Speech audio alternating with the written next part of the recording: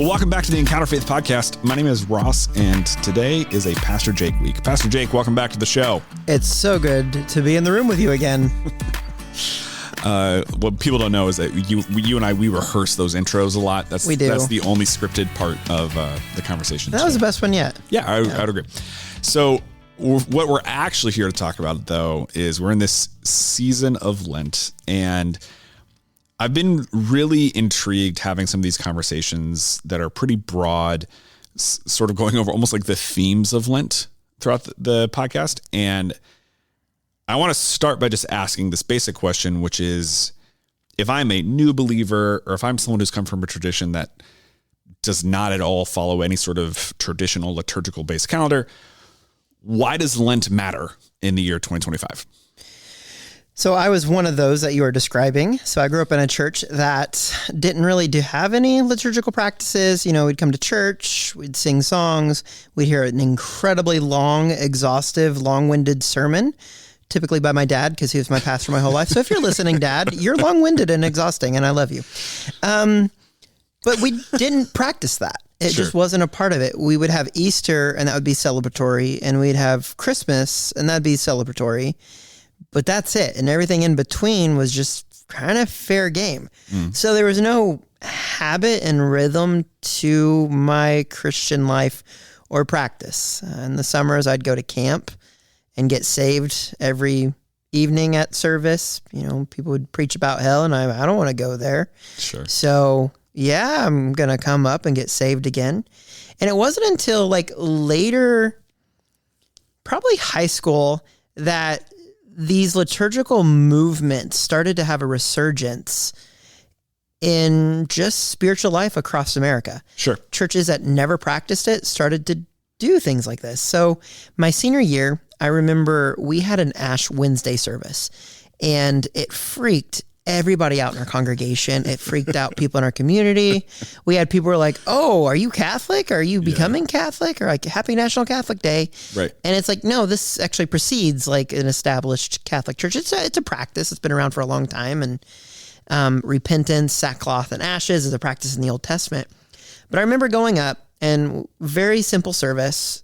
And it was, again, a sermon about hell, and not quite sure how that tied into the idea that we're dust, but it made you feel like dust. There you go. And then we went up and had the imposition of ashes, and then we went home. And later on, practiced it more and more, went off to college. It became a practice in some of these more evangelical churches that I grew up in. And then all of a sudden, I experienced that, hey, there's an ebb and flow to Christian life. There's something that precedes me that has been practiced for centuries, giving breath and life and meaning and structure to a life that's sometimes really, really hard. Sure. And when you have those inflection moments of, I've lost a job, major life change, trying to get pregnant and you can't, like these things that really cause you struggle, having those habits built in that you can lean on is so good. And so Lent for 2025, I think it's so important to re-up or jump in or be a part of it, because 2020 did us a number. Yeah. And all types of practice and rhythm got shaken up. Yeah. And we would reestablish something, and we'd get shaken up, new regulations, depending on where you were throughout the United States. We moved during that time and moved to a different church, but like, I remember constantly having to like reimagine what schedules could look like, reimagine what life could look like, what community looked like. And for me, someone who needs structure to thrive, I do. The church calendar in Lent provides this intentional time that allows for a rhythm that I typically wouldn't go to myself to spill in. Sure. And that's been really good. So I think it's very beneficial. And one of the things that's so interesting to me about Lent is, I would imagine as you're describing that, there's a lot of people listening who that tracks for them. Yeah. They're like, yeah, I thrive with a schedule, or yeah, having this practice or this sense of rootedness has been beneficial to my faith. But I also think the other extreme happens too, where every year you give up chocolate for Lent because you're pretty sure you eat too much chocolate. Yeah. And you wind up kind of not really thinking about it, even though you are hearing these messages. In our context, you're going to the Wednesday experiences, or you're gathering it in your homes on Wednesdays. And what I'm curious about is like sort of the other side of this. If you've only ever experienced a liturgical context, how do you prevent this from becoming rote?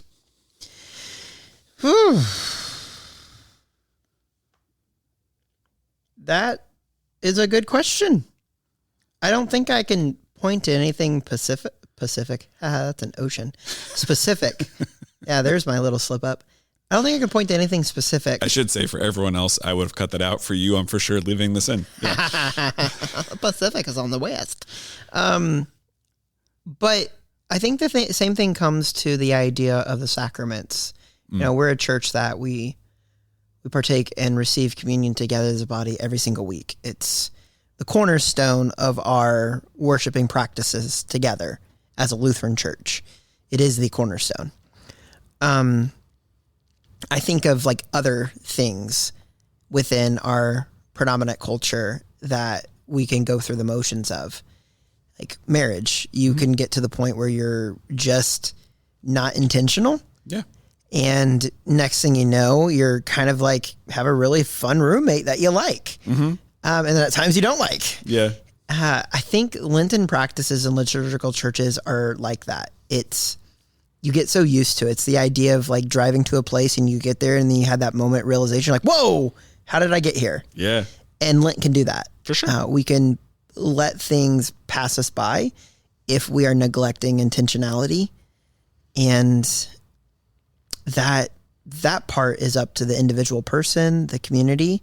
There's ways of like shaking it up. Like we're doing the sermon series that we're doing here that's intentionally different and slightly disruptive on purpose. We are adding an art to the flow of how we are engaging with our Lenten season. And so causing some disruption within your typical practices helps with that. Sure. But I think that's the danger. Like for me, that not growing up with it, that danger is not there. I long for these practices because it's not a part of my spiritual upbringing. Yeah. And it's been life-giving every year because I spent the first really 24 years of my life not getting to experience this. Yeah. And yeah. I start with those two extremes because I want people to pay attention to the commonalities between those two answers from you, where we have these practices that exist that I think we sometimes, regardless of what your background was, we sometimes treat the practices as the point rather than what the practices are about, or to be even more literal, who the practices are pointing to. Yeah. And what I'm hopeful for, especially in this series for us here at Good Shepherd, so much of the basis of the book, so much of the basis of the teaching that we're sort of centering our Lenten series around is this idea of I'm going to over summarize it. There's an episode where I got a chance to talk to the author. One of the things that I really appreciate about the book and our conversation was he talked about how we have sort of oversimplified and over sanitized the cross. We don't like to engage in hard things, particularly in an affluent area that you and I are doing ministry in. Yeah. And what Lent forces us to do, I should say, is to focus on this idea of suffering. Yeah. One of the things that I'm curious about for you is when you are meeting someone pastorally and they're in a season of suffering, I imagine that there is this almost pre-existing response that happens for you that you're trying to like stamp down of like, oh yeah, here's the pat answer that's wanting to pop out. Correct. And I'm curious how you can walk with people in those kinds of moments rather than giving them those answers that you sort of objectively know are the quote unquote right answers, but aren't actually helpful, because that messiness, I think, is the key to the balance between whether or not you've grown up with Lent or not, on how we can, for lack of a better term, benefit the most from this season. This might be controversial, so I'm going to say it anyways. Great.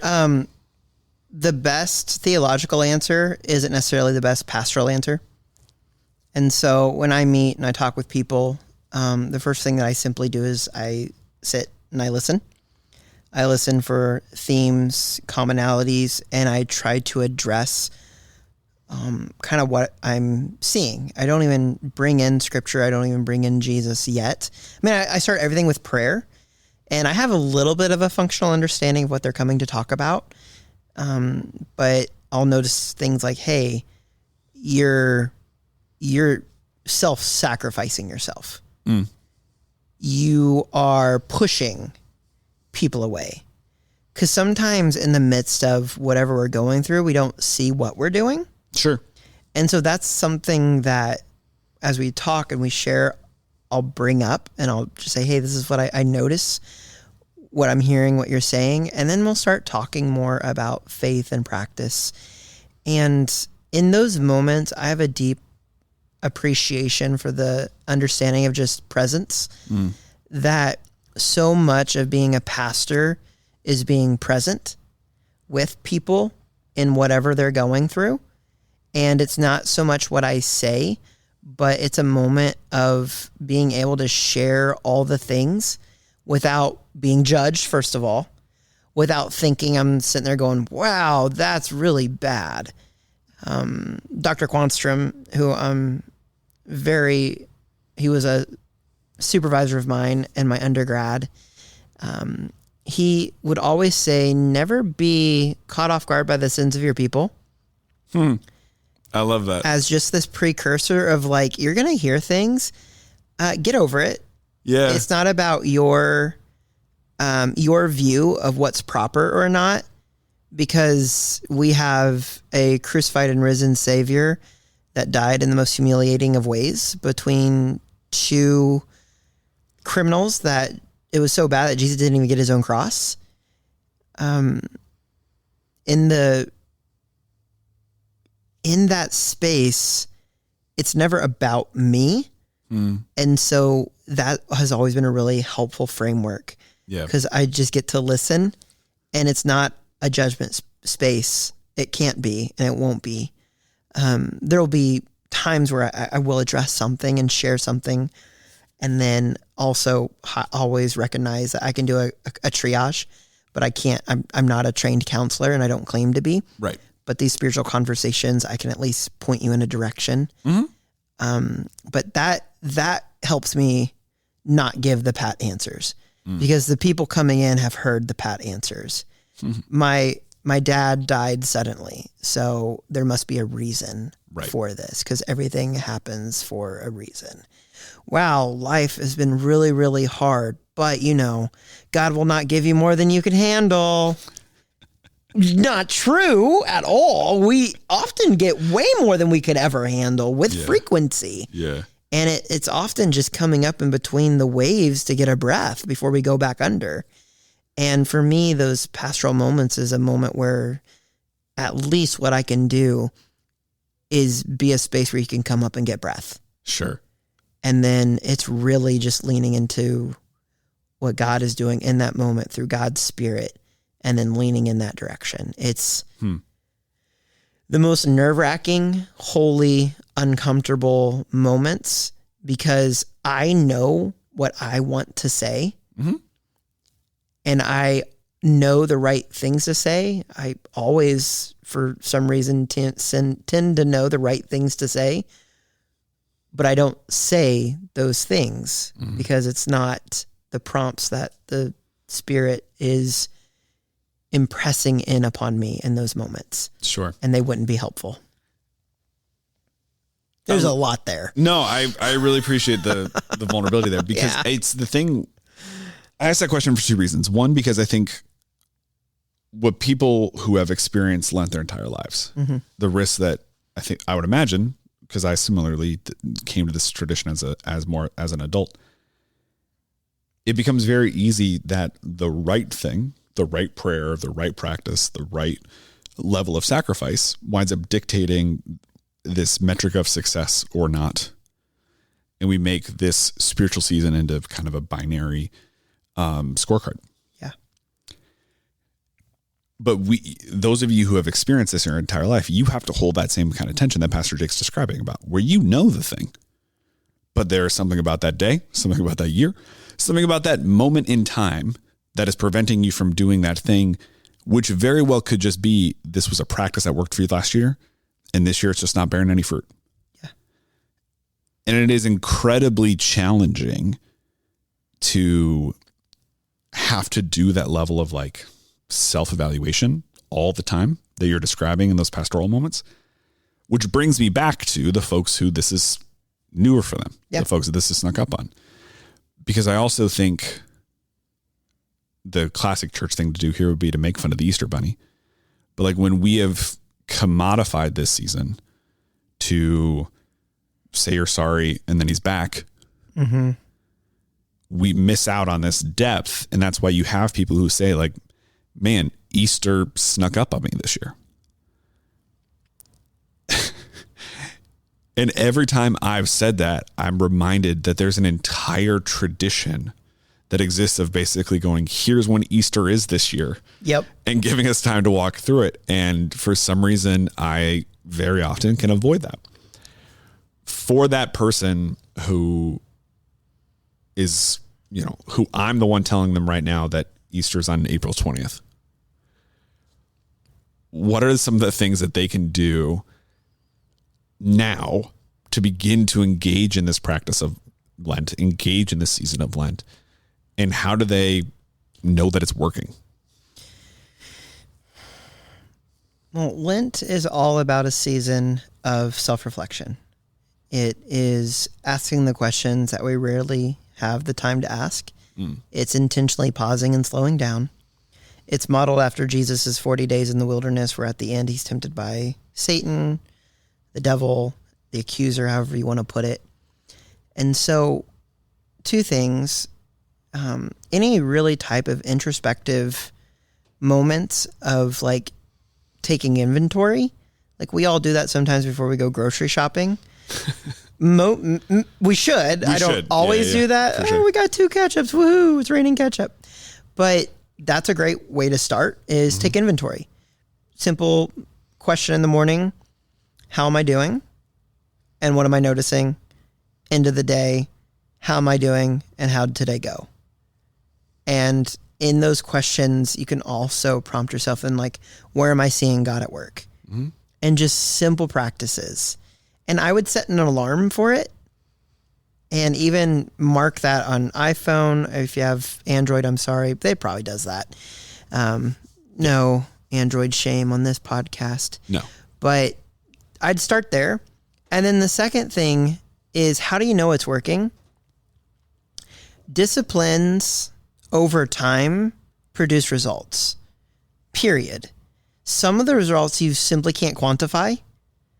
Like, you can't, like if you're limiting your calories and you're working out and you're going to CrossFit, over time, you'll notice it. Yeah. You'll just notice it. But when your Christian practices, the proof will come typically after difficult times. Yeah. I had a youth pastor would always be like, you know, it's not what's in the cup that matters. It's what's in the cup when it's shaken. That's when it matters and what comes out. Sure. Because whatever's inside of you when you're shaken, it'll come out. Yep. And I like that metaphor. And what you're putting in, what you're being formed and shaped by, what you're leaning into, what you're asking of God, like that will come out. Mm-hmm. And every day we're being formed and shaped by things that we can't always quantify. And for me, Lent is a counter narrative to where it's very easy to be like, look how great I am. All the things are good. I'm doing everything right. I keep moving forward, and it's very easy to not notice the lights on the dashboard going off and just keep moving forward. Lent doesn't allow you to do that. Mm-hmm. It makes you take a look at the hard things. And anything that is an issue that you let go longer over time becomes a bigger issue. Yeah. It doesn't matter what it is. Yeah. We think that some things just go away. Yeah. They won't.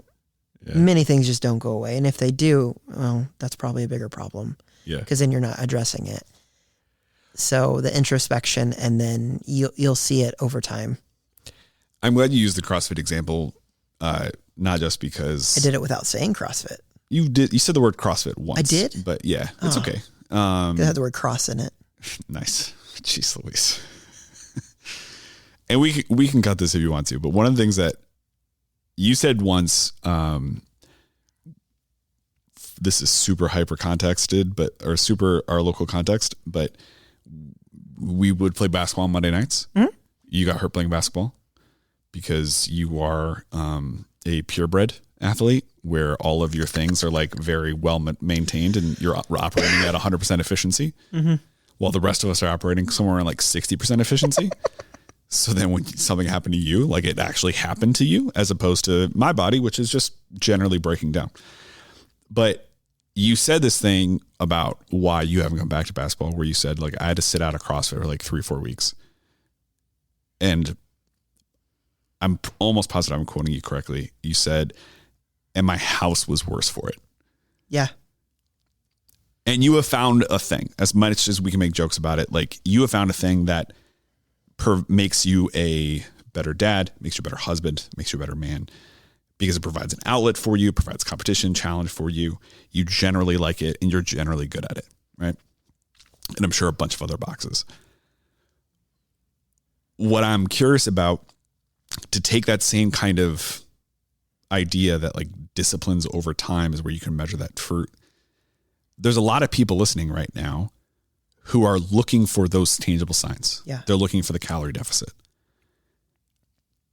How can they see, to stretch this metaphor incredibly thin, the I'm a better dad, I'm a better husband parts that CrossFit gives you, rather than the physical things that are easier to measure?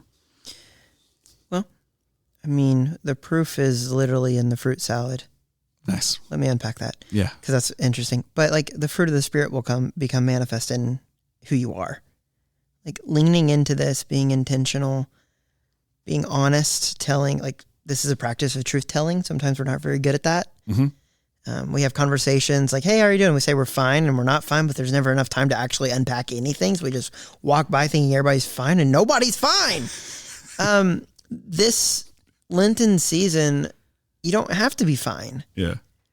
Like it's this idea that your body does break down and things aren't as they were last year. And there's a place for mourning and sighing and being sad. And also know that like in this moment, like all of those frustrations, fears, anxieties, and moments find a home in the crucified body of Christ. And every time we see the cross, like it is illuminated by the resurrection because we know the story. But the cross has to happen. There is no resurrection without the cross. Yeah. And the cross is triumphal. It is good, but it is suffering. It is hard. But leaning into this season, the proof will be when the fruit comes in your life. Mm-hmm. When you start seeing that gentleness that's maybe not a part of your family tree, which is not a part of mine, becomes manifest in our lives. Like I had someone, I'm doing a book study on Thursday nights, and I've had a pastor friend that I haven't been in contact for like a decade.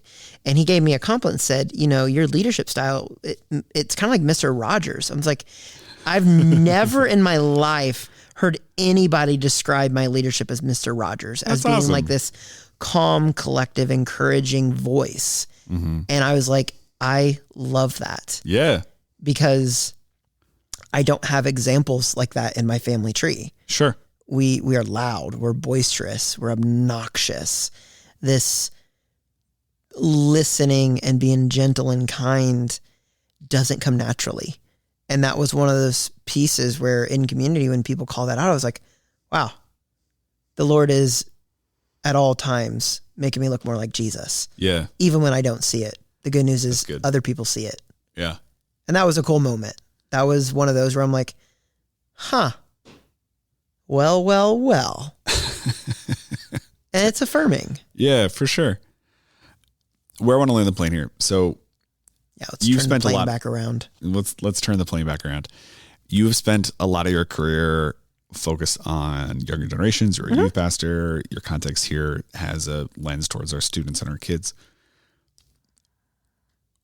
we have never been in a more, I want this now, immediate kind of culture. Yeah. And I love the idea of everyone says there's fine and literally no one's fine. Like, listener, I promise you, you're not fine. No. But to do the work to, again, stretching a metaphor thin, become fine takes a lot of time. Yeah. How have you, whether just like through the lenses of dad to your girls or just even in the ministry context, how do you help a generation who literally has no other comparison? Yeah. Like, this isn't just in the water, it is in their DNA. Yeah. Understand the benefit of what we've been talking about for the past 30 minutes, because I think too often for those who are younger, we're asking them to do something that they literally have zero context for. Yeah. How do you help them understand that, like, this journey that doesn't have a clear beginning, middle, and end, this journey that is, it's open-ended. Inherently open-ended, like, that it's worth it? Yeah. And that it's slightly a choose your own adventure book. Yeah. Where you're not entirely sure which direction life is going to take you. You know that God walks with you, but God, unfortunately, which is fine, leaves the back end chapters kind of hidden from you, and you got to keep moving forward, doing the next right thing. I don't think I have a good answer to your question. I think the biggest thing is, I come back to the word disruption, is disrupting the hamster wheel, where you got to get people off of the get up and go. And so for me, the one thing that helped break that practice of just always being on the go, especially as a dad, is two things. I started making coffee a different way. It's slower. Like That's awesome. I can't fast track the way I make coffee, or I don't drink it. It's also maybe a snob, but that's a different story. Yeah. So it's an embodied practice that made me slow down. And then, whether it's good, bad, or indifferent, I've stopped intentionally wishing time away. Even when, like, it's really sucky and I don't like it and I want it to end, I've intentionally stopped wishing time away, because time moves fast enough by itself. Mm-hmm. And it's in those moments, I think, that the Spirit, John Mark Comer calls it hurry sickness. When we disrupt our hurry sickness, we hear God. When we're caught in that hurry sickness, God's voice is taken up by a bunch of other things. And so for younger listeners, like, listening to this, who are like, what's the point? Why? What's in it for me? It's not always what's in it for you. Because these practices also affect those around you. Like, it has the potential to really strengthen your friendships with other people, to make you a better friend, a better boyfriend or girlfriend, or a better student, because you are intentionally doing something that doesn't necessarily, it's not meant necessarily for you. It is, but not necessarily for you. It's also for other people. It's also for the community.